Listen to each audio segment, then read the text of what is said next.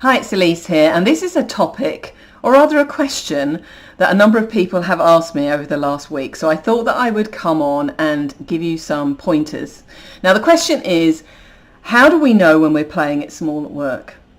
And I think that this is particularly relevant for professional career women because we're prone to it. We are prone to play it small or to give away our power at work.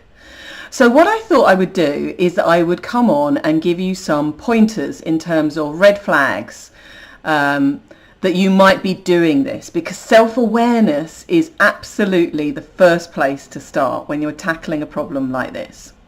So here are my 3 best pointers for you to think about in terms of, am I doing this?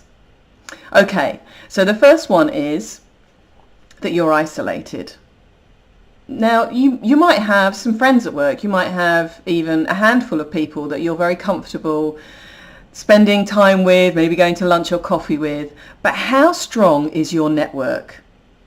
How resilient is the network of people, supporters, mentors, and maybe even raving fans who have your back at work?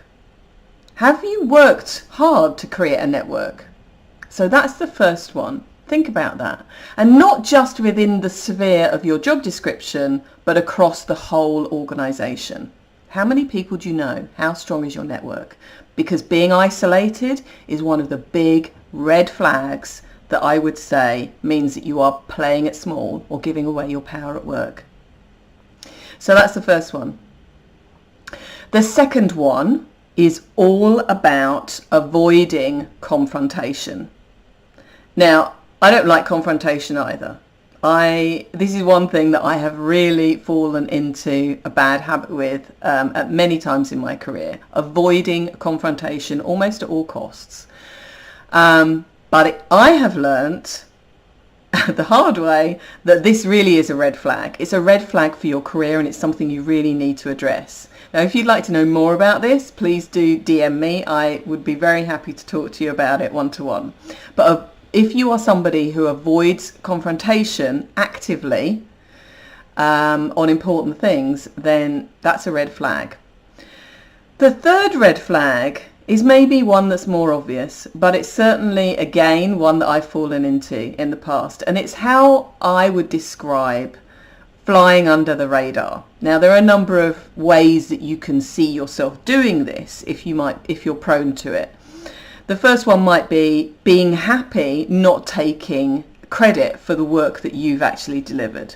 But a less obvious one might be something like not understanding the real impact, the real value of your role within the organisation. So those are my 3 red flags, something for you to reflect on. And if you want any more advice, hints and tips on how to deal with these issues, if you're spotting those red flags, do reach out to me. I would love to hear from you. And secondly, if you're a professional career woman and you've been prone in the past to play it small or to not step into your light, and you'd like to help your community here on LinkedIn, do add your comments. We're stronger together. So please, we'd love to hear from you. Until next time.